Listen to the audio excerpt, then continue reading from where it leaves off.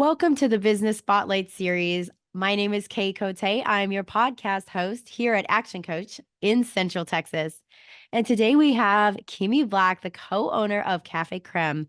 Today we're going to be talking with Kimmy about her business, the journey to business ownership, challenges, best practices, and then we'll share a sneak peek to what it's really like to be a business owner. If this is your first time on our channel, be sure to like and subscribe to get notifications when we drop new conversations just like this one. Hi, Kimmy. Welcome. And thank you so much for being here. Please give us a little overview about you. Hi, Kay. Thanks for having me.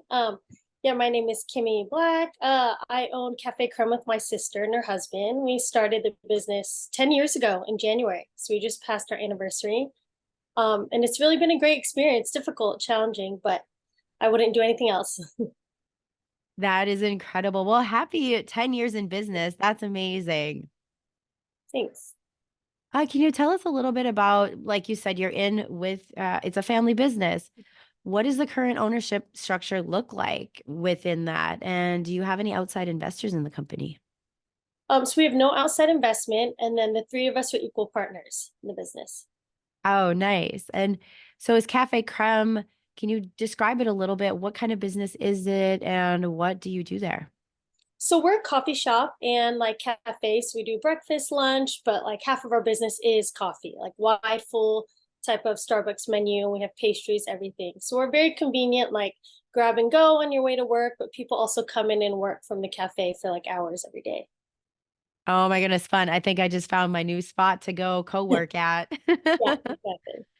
Oh, I dig that. So, when you look at your role, within the business, how many hours would you say you spend working in your business, like the job of it? And then how many hours would you say working on your business, the strategy and all the things that go into that part of the business?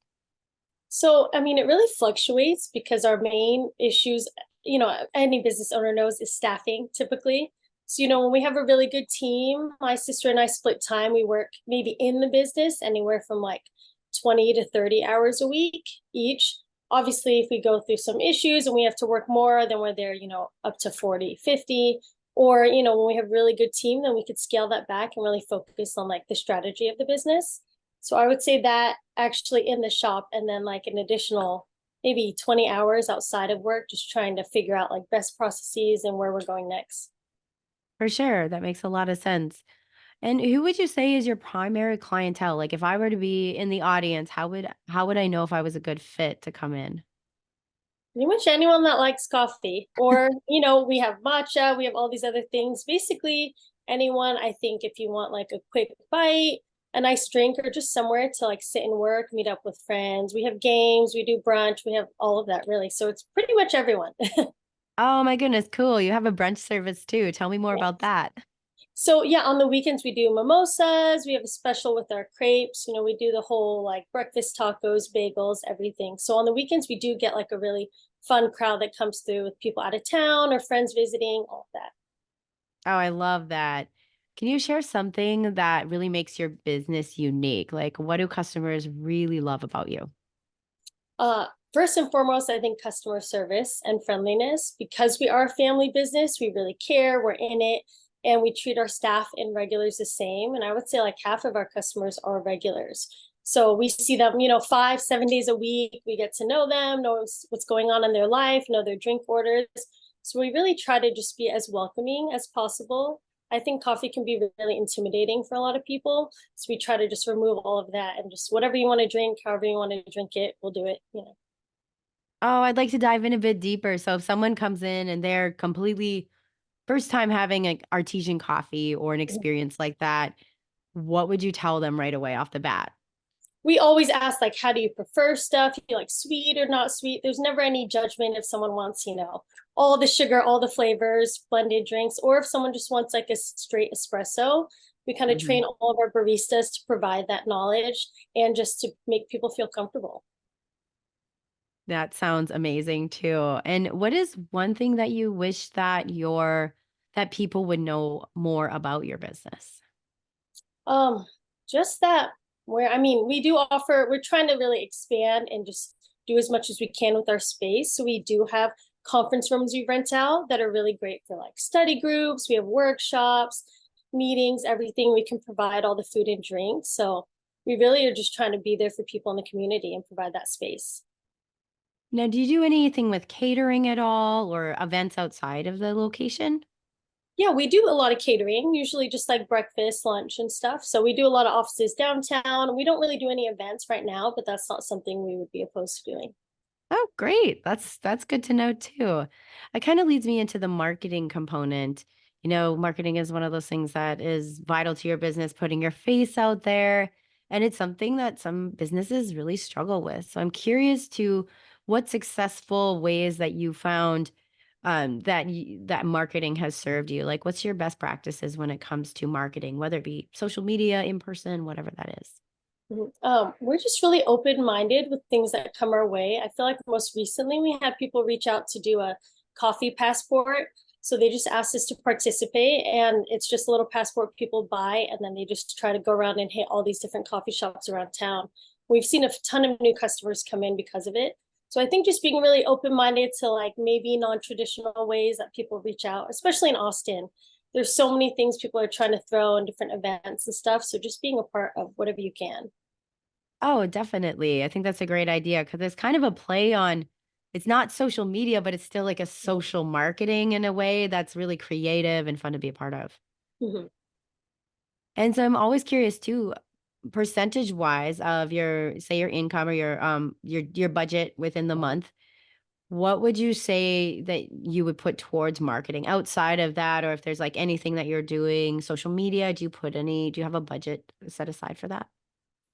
We don't, but we should. It's something we talk about all the time is like, where should we spend money in marketing? And we've tried a few different things, and it's just hard to kind of measure the return. But like for sure, I think social media is the way to go. These days, so Mhm. just connecting with like local influencers and just starting off, you can start off small and just doing like a paid reel or a post just highlighting you. Definitely. Oh, for sure. What kind of social media platforms are you wanting to explore more into? Are you more of an Instagram or TikTok? Mostly Instagram. Hmm. That seems to be in like what I've seen too, just in general within the Austin area. People are always like, when I connect with someone new, they're like, "Oh, what's your Instagram?" So I feel like that's a really good way to Mhm. way to go with everything too. Yeah. And in Austin, it's so popular now. So many people come to visit, so many people move here. So I feel like there's a million pages that are like things to do in Austin, best places to check out. So we really have like a wide, breadth of things we can tap into. Oh, definitely. I feel like, yeah, you mentioning kind of the influencer scene there. There's some awesome influencers that I've even connected with too, like the Austin Drinker might be a good one for Mhm. like your mimosas and Yeah. different people. And there's some I think there's some really awesome like coffee brunch gals out there too. Hmm. That is really incredible too. So, kind of like as you're growing or as you're maintaining all of these connections, do you have a CRM that you use or how do you keep track of all your contacts? I wish we had better practice. I wish I could tell you, we kind of just sort through a lot of our emails and just try to, I use Notion personally just to try to organize a lot of just like our data and like communication between me and my sister and her husband, just to kind of like funnel it and not get so distracted and have everything all over. Oh, for sure. Notion is great for that. Yeah. I've heard good things like it's so simple and it helps you kind of organize in a very Mhm. simplistic way without all the extras. Yeah. Exactly. Mm. Well, we've been talking a lot about your the marketing and the best practices. I'd love to deep kind of take a step back and deep dive into your journey and feel free to elaborate here. I really want to dive into the why behind your business. And so why did you choose you and your family to go into business for yourself as opposed to choosing to work for somebody else? And like what was that transition like for you? Well, for me, I mean, my sister is like, it's all on her. Like, she's 11 years older than me, and she was an accountant for so long. She always loved to bake. And at some point, she got tired of working the traditional job, and so she wanted to open her own bakery, and she asked me to join in with her. So we kind of just took that plunge and went for it because I think, especially now, people are really realizing that typical 9 to 5 crunch isn't always the most conducive for like a happy, balanced life. So we kind of just went for it. Oh, that's really cool. And you said it's been 10 years ago. Like, Yeah. how was that conversation for you when you was it like a total shock when she asked you, or how did you process that? I mean, it's a lot. It's a lot to take on, and it can be really scary. And so, especially when you don't have a traditional background, not like a business background or anything. So, I think it's really just taking it like one baby step at a time, not trying to just freak out over the big picture and just figuring out like first steps on like finding a space or getting permitting and just taking it kind of one day at a time. Oh, definitely. And how was it finding a space in Austin, and how did you come upon the space that you're at now? I mean, we just looked online and toured a bunch of different places, and actually where we are now, East Old Torf, which I love the neighborhood, but yeah, 10 years ago also wasn't the best. So I think some people were a little wary about moving into that area. And I'm so glad we did. We kind of just took that risk because it's so close to downtown and the airport. And slowly, like the gentrification and everything, all the growth in that neighborhood has really benefited us. It's incredible to see how much that's grown even in the last few years. Like when I was here a few years ago, very, very little development. And now it's like it's booming over there. There's like Yeah. a lot of it, rich culture, a lot of cool eateries, places to go. That's Yeah. really, really fun. So looking back at your journey so far, I'd love to dive into what was a roadblock you faced and a hurdle you had, and how did you overcome it? And like how did that like influence you in your business growth? I think the biggest hurdle for a lot of entrepreneurs probably is just figuring out how to delegate. It just seems so much Mhm. easier to do everything yourself. And being able to let that go and realize that you need to kind of empower people and just have like procedures in place to get, your staff to help you take some of that workload off because you can't do it all yourself. And I think for so many years we really tried to, and finally figuring out like just simple, we made it more difficult than it needed to be, and just figuring out simple procedures or checklists just to give all of our staff so that we knew things were getting done without having to like be the ones there actually doing it or overseeing it. Yes, that is something I've heard from many business owners is that transition of kind of letting go, letting like hiring employees, like giving out some of those tasks. How was that for you and your experience with like letting go of some of that and giving it to staff members? I mean, it's difficult. It's still difficult even now. I think because there's a lot of trust involved, right? And so Mhm. I think it's just realizing that, you doing it all yourself is not sustainable, Mhm. and feeling okay with the fact that someone may do it like a little different or in their own way, but it's still getting done, and just, coming to terms with that and trying to set your sights on like something bigger and what else you can focus on. That's really powerful. That's like really, really strong advice for sure. And, we covered a lot of, the journey. And so I'd like to know what's coming next. Like, what do you have planned for the business in the next 3 to 5 years? I mean, we're really hoping to open another location if we can. Because yeah, coffee shops are so localized, so you really just get what's in your neighborhood. So just finding a new neighborhood to be in. I mean, there's plenty of coffee shops in Austin, but I feel like we have a good balance with the food and the drink and the space to be able to recreate that somewhere else. Definitely. That sounds like a great addition to another part of town for sure.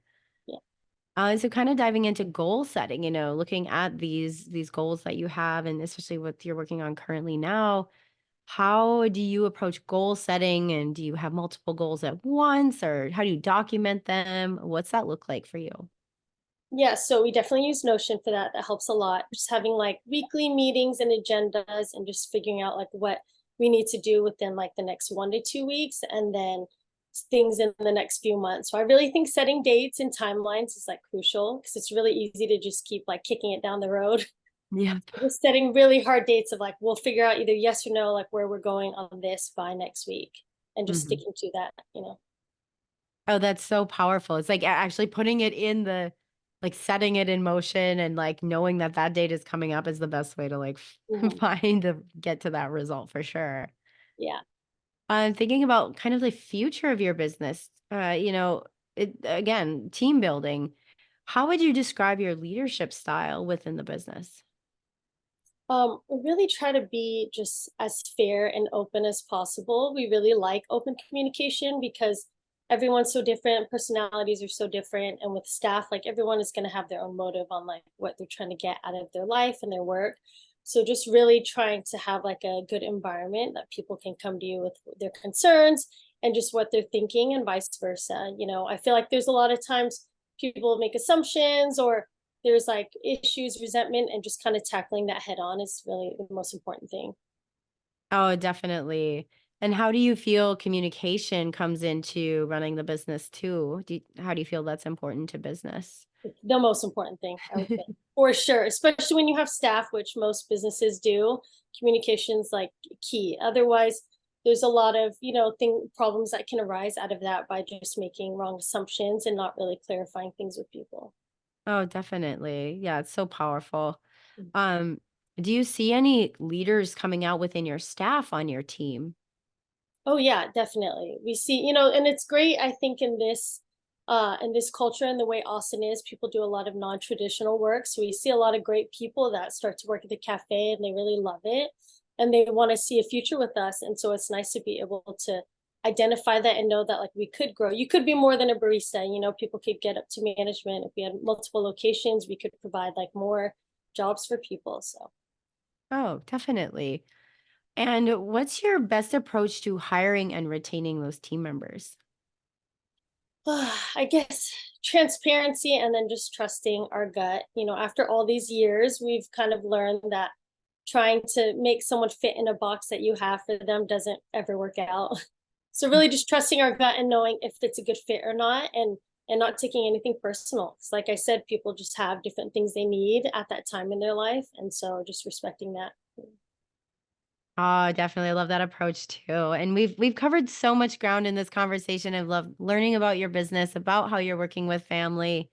I definitely want to ask, like, how has it been working with family? I know that's can be, when you sit down at the dinner table, it's hard to turn off those conversations. How has it been finding a balance with working with family? Yeah, it can definitely be very challenging. And I think, like you said, balance and boundaries are really important. And so, I mean, the best thing about it though is that in the end, you're always going to trust that person and you care about them. So that's like the bottom line that carries you through any conflict.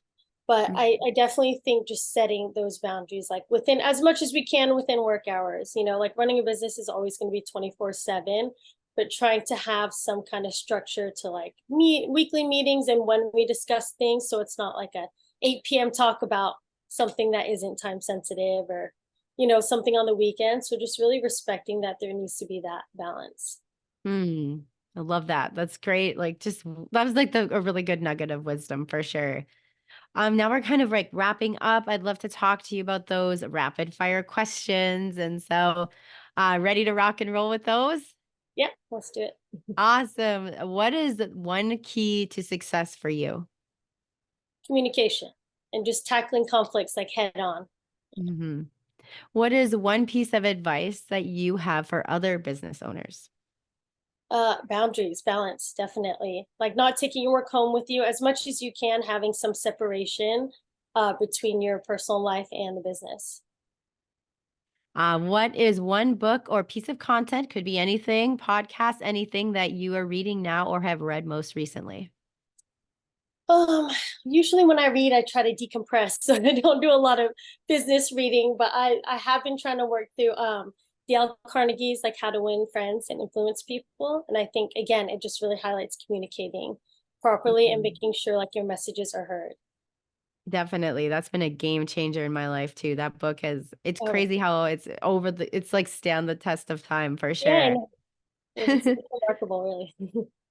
And last one is, if you had to choose only one area in your business that you could immediately improve on tomorrow, what would it be? Staff training, it's all of that. Oh, well, this has been so great. But before we kind of get into that final question, I'd love to get people plugged in with you. How can they find you? Are you on social media? Feel free to share. Yeah, we're on Instagram. We have a full website. We're on Google, Yelp, all of that. So just finding us on there. We try to post as much as we can, and then just coming in the shop, grabbing some coffee, and just looking around, see if you like it. Wonderful. Well, I am so excited to stop in for my next work day. It's going to be a blast to meet you and your family and just have some really great coffee. Yeah, we'd love to have you. And our final question today is, what is most inspiring to you today? I think the ability or the potential just to create, our own life, like our own structure and work as we see it.